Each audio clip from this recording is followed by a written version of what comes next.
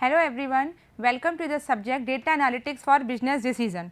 So today I will discuss the topic of dealing with noisy data, which is related to Unit 1. Today I will cover all the topic of related to noisy data. It means what is a noisy data, what is the various sources of noise, and what is the variety of noise, how can noise data be managed, and dealing with noisy data. So let us explain first what is a noisy data. Noisy data means random error. It means suppose हम मतलब in previous lecture I discussed that what is a data collection. So data collection is a very important part. It means data जो कि unstructured format में होता है, हम उसको collect करते हैं, ऑर्गेनाइज करते हैं एंड एनालाइज करते हैं. उसके अकॉर्डिंग हमारी जो भी चीज़ें होती हैं उसको प्रॉपर फॉर्मेट में करेक्ट करते हैं, देन उसको आगे डिलीवर करते हैं. तो यानी कि data is the important part. But जो डेटा हम कलेक्ट कर रहे हैं उसमें कुछ ना कुछ प्रॉब्लम भी हो सकती है. ये ज़रूरी नहीं कि जो डेटा आपने कलेक्ट किया है वो वेल डन हो. इट मीन्स इसमें कोई एरर ना हो. ठीक है, सपोज हमने 50 डेटा कलेक्ट किया तो उसमें से मे बी 20 डेटा फेक हो, 30 डेटा आपका ओके हो. ठीक है, तो हम ये नहीं कह सकते कि 50 डेटा जो आपने कलेक्ट किया है वही वैलिड हो. तो कुछ चीज़ें होती हैं, कुछ रैंडमली एरर्स होती हैं जो कि जनरेट होती हैं. This is called noisy data. So noisy data means data that contain a significant amount of additional noise और वर्थलेस इंफॉर्मेशन. इट मीन्स ऐसी इंफॉर्मेशन जो आपके काम की नहीं है, ऐसा डेटा जो आपके काम का नहीं है. ठीक है, and it also include any information that a user system is unable to properly understand and interpret. It means कभी कभी ऐसा होता है कि जो डेटा आपके पास रहता है, जो डेटा आपने कलेक्ट किया है वो आपको ईजिली समझ नहीं आ रहा है, आप अनेबल हो उसको समझने के लिए, आप उसको इंटरप्रेट नहीं कर पा रहे हो कि जो डेटा आपने कलेक्ट किया है वो ओके है कि नहीं.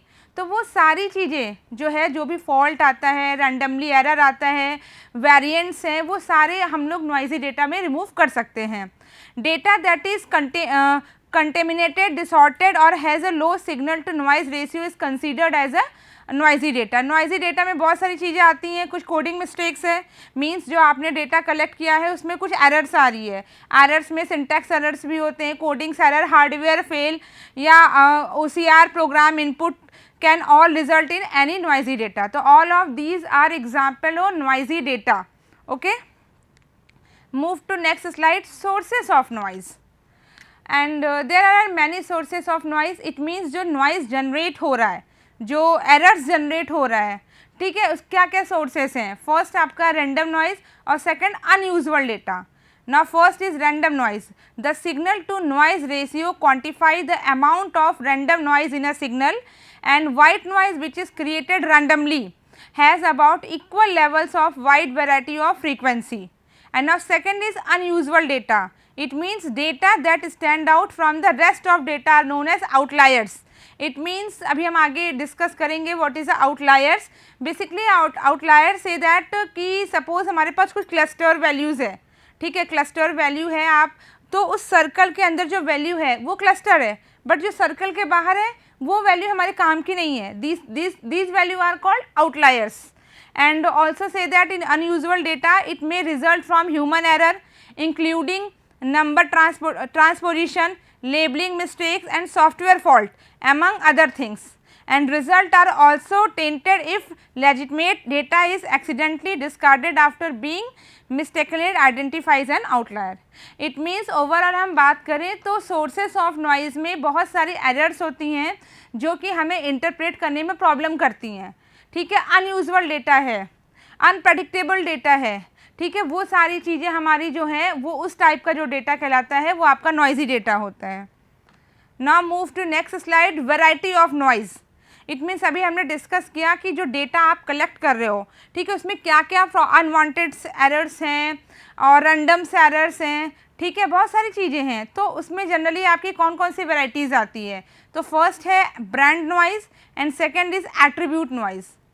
Brand noise means several factors including subjective during the labeling process, data input error or insufficient information used to identify each sample can be blamed for class noise.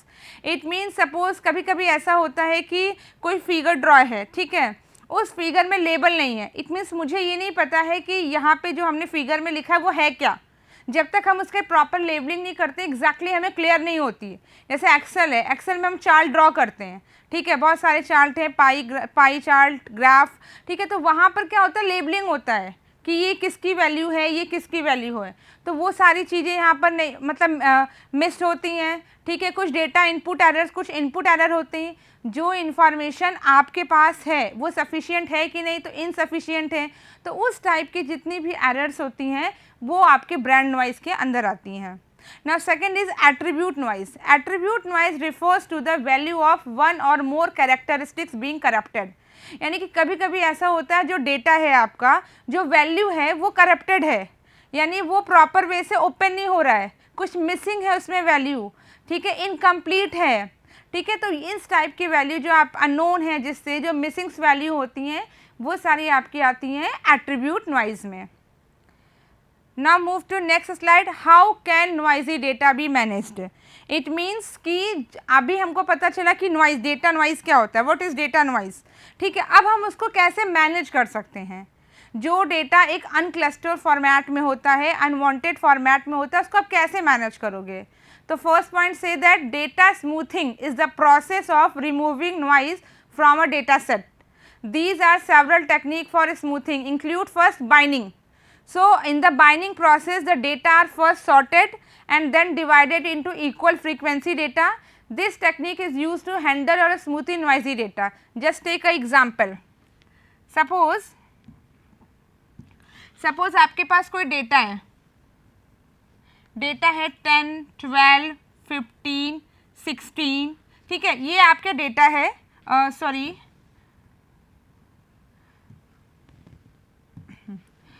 Actually data आपका unsorted order में होना चाहिए। 10 है, 5 है, 2 है, 4 है, these are unsorted data.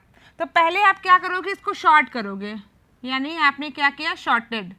अगर हम शॉर्टेड में करें पहले 2, 4, 5, 10, यानी कि जो डेटा आपके पास आया था, ये नंबर है आपका, उसको आपने क्या किया, शॉर्ट किया। आफ्टर शॉर्टिंग 2, 4, 5, 10, अब नेक्स्ट प्रोसेस क्या होगा, डिवाइड करेंगे आप, ठीक है। तो बाइंडिंग साइज सपोज आपने ले लिया 2, तो 2, 4, 5, 10, आपने ये क्या, ये आपका होता है बाइंड, यानी आपने बाइंडिंग का साइज जो लिया है वो लिया आपने 2, तो आपने क्या किया, उसके अकॉर्डिंग फिट कर दिया। अब हम इसके बाद मीन निकालना चाहें तो मीन निकाल सकते हैं, मीडियन निकाल सकते हैं। सपोज हम मीन निकाल रहे हैं, तो मीन में क्या है आपका बाइंड साइज क्या है 2, तो आपने क्या किया 2, 4, तो इसको सॉल्व करेंगे 2 + 4 अपॉन 2, 4, 6 अपॉन 2, यानी कि आपका क्या आ गया 3, ठीक है। अब नेक्स्ट आपका ऐसे ही आप निकालना चाहे तो आप इसको भी निकाल सकते हैं, तो आपने निकाला मीन वैल्यू। इसी तरीके से अगर आप मीडियन की बात करेंगे तो मीडियन में इवन नंबर के लिए अलग होता है, ऑड नंबर के लिए अलग। इवन की बात करें तो n/2 और ऑड की बात करें n+1/2। तो ये जो आपका प्रोसेस होता है वो आपका बाइंडिंग होता है। Okay, now next is regression.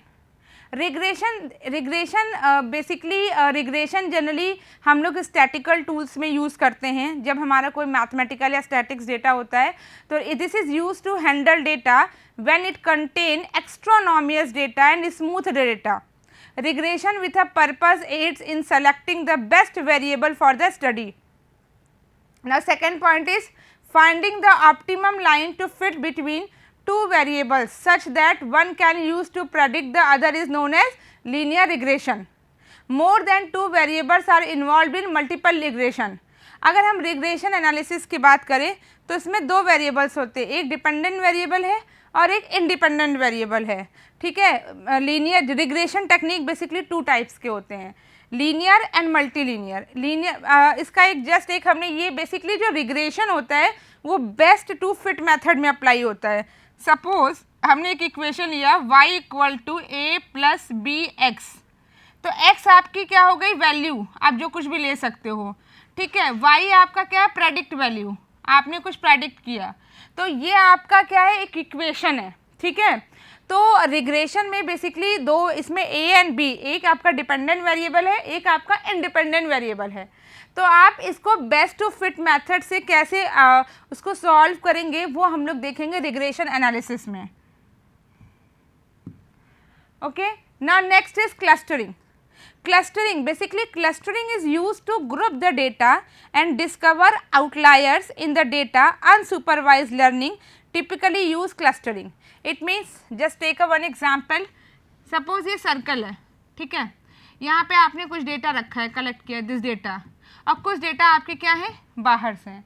तो ये सर्कल के अंदर जो डेटा है आपका एक क्लस्टर्ड फॉर्मेट में है, और जो डेटा आपके बाहर से उसको हम लोग कहते हैं आउटलायर्स, ठीक है। तो ये आपका क्लस्टरिंग होता है जिसमें ग्रुप ऑफ डेटा होता है, उसमें आपको डिस्कवर करना होता है कि कौन से डेटा आपका एग्जैक्ट है। जैसे अभी आपने बाइंडिंग की बात की थी, वहाँ पे आपका अनसॉर्टेड ऑर्डर में डेटा है, ठीक है, आपने क्या किया उसको शॉर्ट किया, after that divide method apply किया, फिर मीन मीडियम वैल्यू निकाला, तब जाके आपको एक प्रॉपर डेटा मतलब मिला। रिग्रेशन में भी आपका है इक्वेशन है, यानी बेस्ट टू फिट मेथड पे वर्क करता है, y equal to A plus B X, आपने उसमें वैल्यूज़ पुट किए, प्रेडिक्ट वैल्यू पुट किए, उसके अकॉर्डिंग आपने वैल्यू निकाला, ठीक है। इट मीन्स आपको एग्जैक्ट नहीं पता है क्या करना है, आप प्रॉपर वे से कर रहे हो, ठीक है, आप अनसॉर्टेड को शॉर्ट कर रहे हो। तो बेसिकली नॉइजी डेटा भी यही होता है कि कोई अनवांटेड एरर्स होती है, रैंडमली कोई एरर्स आती है, तो उसको हम कैसे सॉल्व करेंगे। और लास्ट इज क्लस्टरिंग, कि आपका डेटा क्लस्टर्ड फॉर्मेट में हो। यहाँ पर आपको ये क्लियर करना है कि एग्जैक्टली आपको जो डेटा की नीड है वो इसमें कौन सा है। ओके, तो ये आपका क्लस्टरिंग का एग्जाम्पल है। Now move to next slide, dealing with noisy data.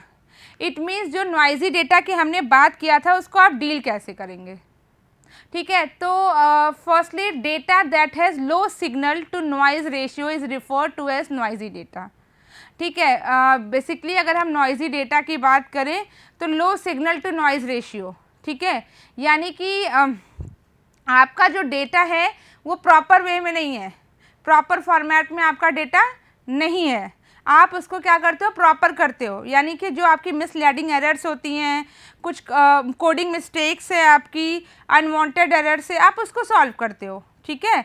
अभी हमने देखा था एग्जाम्पल के through.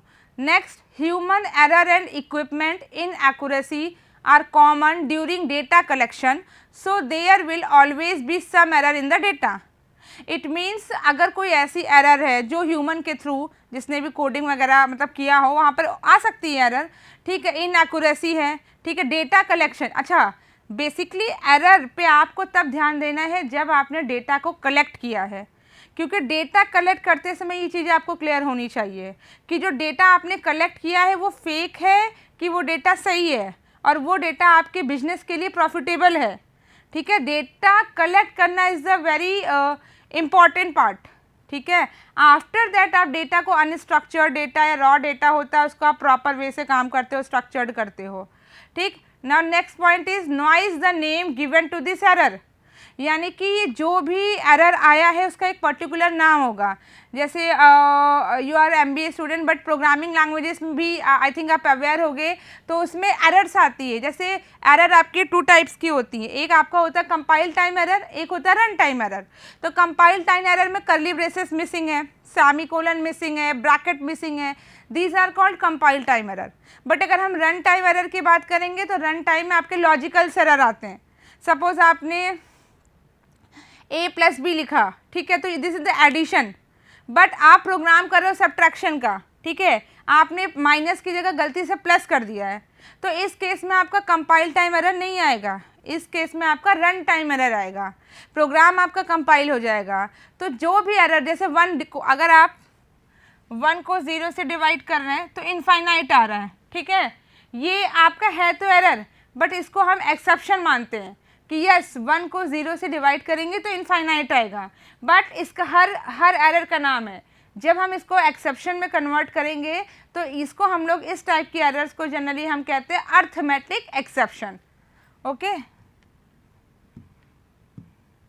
Okay, now next point is machine learning algorithm encountered difficulty due to noise, because if they are not properly taught they must start generalizing from it and interpreting it as pattern.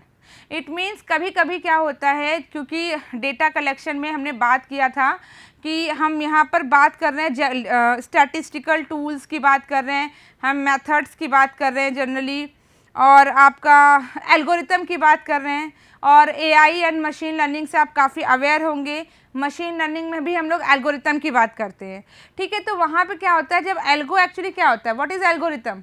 Algorithm is a step by step refinement, is called algorithm. तो वहाँ पर जब हम देखते हैं step by step कोई चीज़ लिखते हैं, तो ये चीज़ हमें प्रॉपरली ध्यान देना पड़ेगा कि कहीं एरर्स तो नहीं है, क्योंकि देखिए स्टेप बाय स्टेप होता है, अगर किसी एक स्टेप में प्रॉब्लम आती है तो बाकी के स्टेप्स में भी रिफ्लेक्शन होते हैं। तो ये चीज़ भी हमें ध्यान देना है कि कहीं इस टाइप की कोई एरर तो नहीं आ रही है। ओके, तो all of these are noisy data जिसके थ्रू हम डील करते हैं। Okay, just take one example.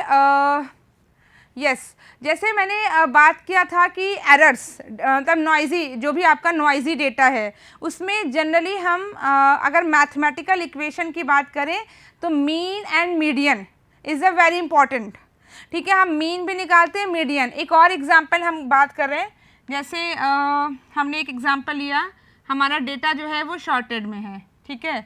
तो 5 2 3 4 9 6 1 अब एक अनसॉर्टेड में है, ठीक है। अब इसको हमें शॉर्टेड में करना है,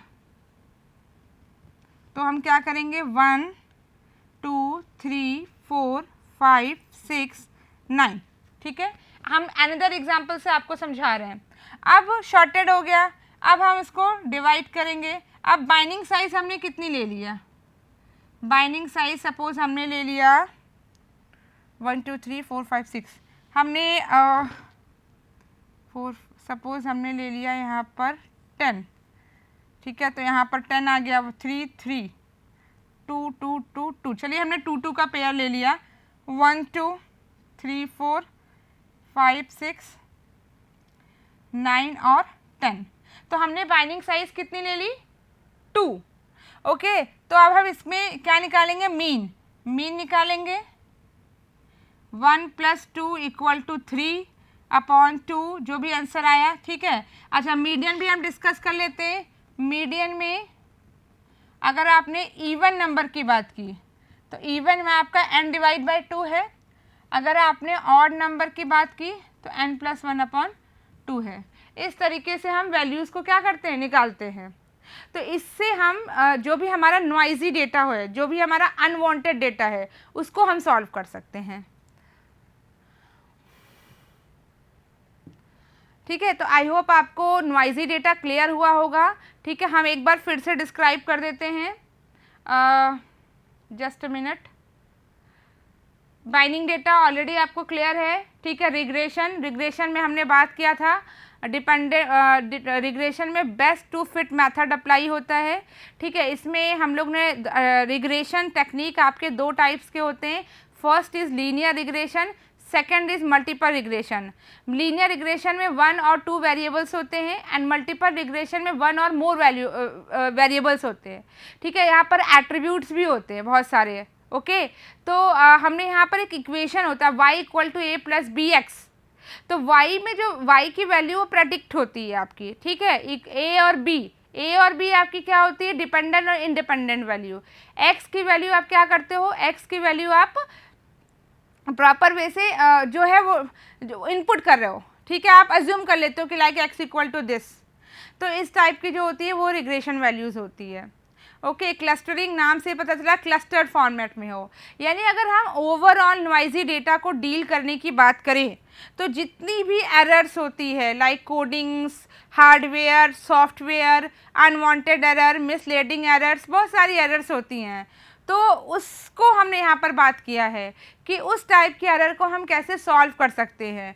ये आपका data warehousing, data mining के टर्म में भी इम्पॉर्टेंट है, ठीक है। डेटा एनालिटिक्स में भी है, क्योंकि हम यहाँ पर ओवरऑल डेटा की बात कर रहे हैं, डेटा, बट उस डेटा में एरर्स भी आ सकती हैं, ठीक है। तो ये सारे टॉपिक्स रिलेटेड है आपके नॉइजी डेटा, ओके।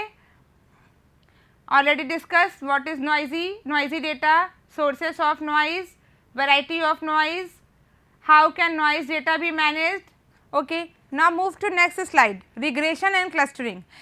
जनरली हमने ऑलरेडी इसको डिस्कस किया है, बट एक बार फिर से हम डिस्कस करना चाहते हैं कि actually regression technique is the important factor. It means जब हम मल्टीपल्स वेरिएबल्स की बात करते हैं, ठीक है, हम कोई चीज़ प्रेडिक्ट करते हैं, best to fit method apply करते हैं, वहाँ पर रिग्रेशन टेक्निक यूज़ होता है। हमने ऑलरेडी आपको एक एग्जांपल भी दिया था। For example, just a minute,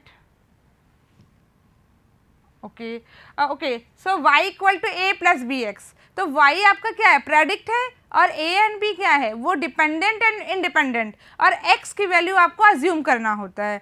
तो ये सारी टेक्निक्स जो हम क्या करते हैं, रिग्रेशन एनालिसिस में यूज़ कर सकते हैं। यानी आपने जो वैल्यू y क्या है, y प्रेडिक्टेबल वैल्यू है, ठीक है, तो वो लीनियर रिग्रेशन। बट जब हम मोर देन 2 वेरिएबल्स की बात करेंगे, ठीक है, तो वो आपके मल्टीपल लीनियर रिग्रेशन में आते हैं। ऐसे ही आपका क्लस्टरिंग है। क्लस्टरिंग में जो ग्रुप ऑफ द डेटा होता है, ठीक है, ग्रुप में आपका डेटा होता है, उसमें आपको आउटलायर्स भी निकालने पड़ते हैं, क्योंकि जो डेटा ग्रुप्ड में है, दीज आर द क्लस्टरिंग। जो आउटसाइड द ग्रुप है, दीज आर कॉल्ड आउटलायर्स, ठीक है। तो अभी जैसे मशीन लर्निंग की हम बात करते हैं, मशीन लर्निंग बेसिकली 3 टाइप्स के होते हैं, supervise learning, unsupervise learning and reinforcement learning. तो यहाँ पर भी आपका, जैसे हमने लेबल्ड की बात की थी स्टार्टिंग में, जब नॉइज़ डेटा की बात कर रहे थे, कि जो आपका सपोज कोई फिगर ड्रॉ है, ठीक है, उसमें लेबलिंग नहीं हुई प्रॉपर वे से, तो वो भी एक तरीके का नॉइज़ है, हमें क्लियर नहीं होगा। तो supervise learning and supervise learning में यही होता है, किसी में लेबल्ड होता है, किसी में प्रॉपर, मतलब जो डेटा सेट्स आपने कलेक्ट किया वो लेबल्ड होना चाहिए, तो वो चीज़ भी यहाँ पर नहीं है। Okay, now move to next slide, dealing, मतलब जो नॉइज़ी डेटा की हमने बात किया है, उसको हम कैसे डील करेंगे, हम कैसे उसको सॉल्व कर सकते हैं, ठीक है। तो first and most important point is that कि जो डेटा आपने कलेक्ट किया है वो प्रॉपर वे में होना चाहिए, ठीक है। डेटा इन एक्यूरेसी, यानी एक्यूरेट, इन एक्यूरेसी नहीं होना चाहिए, इनकरेक्ट डेटा आपका नहीं होना चाहिए, और जो भी डेटा आपके नॉइज़ डेटा में आते हैं उसका कुछ प्रॉपर नाम हो। फॉर एग्जाम्पल सपोज मैंने कहा कि यहाँ पे आपका जैसे करली ब्रेसेस वो मिसिंग है, तो हमको पता है कि करली braces is missing, semicolon is missing, okay. तो नॉइज़ डेटा, आप जैसे कुछ एरर्स ऐसे होते हैं जो अनडिफाइनेबल होते हैं, उसको हम डिफाइन नहीं कर सकते, ठीक है, तो वो एक्सेप्शन में आ जाते हैं। तो it means overall we can say that कि नॉइज़ डेटा जो भी आता है उसका आपका नाम पर्टिकुलर पता होना चाहिए कि वो किस टाइप की एरर है। अब जैसे हम कोडिंग कर रहे हैं तो वहाँ पर भी मिस्टेक हो सकते हैं, ठीक है। And last is the machine learning algorithm encounter difficulty due to noise. अब जैसे मशीन लर्निंग एल्गो की हमने बात की, तो वहाँ पर भी ऐसा होता है कि डिफ़िकल्ट होता है चीज़ें कि हम उसको कैसे सॉल्व करें, ठीक है, प्रॉपर वे से। वो डेटा आपको प्रॉपरली नहीं बताया जाता है, क्योंकि जो एल्गोरिथम होता है वो स्टेप बाय स्टेप रिफाइनमेंट होता है, उसको प्रॉपर इंटरप्रेट किया जाता है, क्योंकि हमारा बेसिकली वर्क क्या है, डेटा विजुअलाइजेशन। आपने जो डेटा कलेक्ट किया है वो प्रॉपर वे से विजुलाइज होना चाहिए, पर्टिकुलर किसी ग्राफ में, किसी चार्ट में, ओके। तो वो सारी चीज़ें भी हम यहाँ पे कर सकते हैं। Thank you.